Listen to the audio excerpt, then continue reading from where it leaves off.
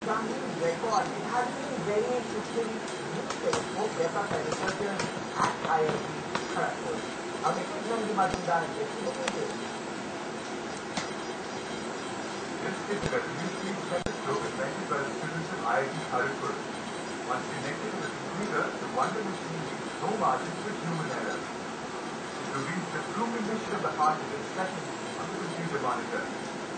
A step ahead, the new wonder even shows the conditions of the valves inside the heart.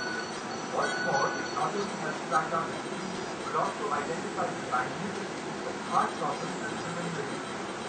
No wonder then that the doctors are all upbeat about the latest invention that are eagerly waiting for its commercial launch.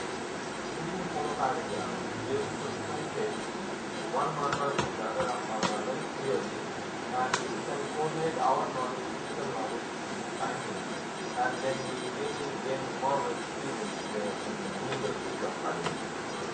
The top-notch institute has 5 collaborations and even started modifying the design to meet market requirements. One of the things that is very interesting, how we are affecting us, and similar thing, actually different from me and device kind of thing that is what we have said.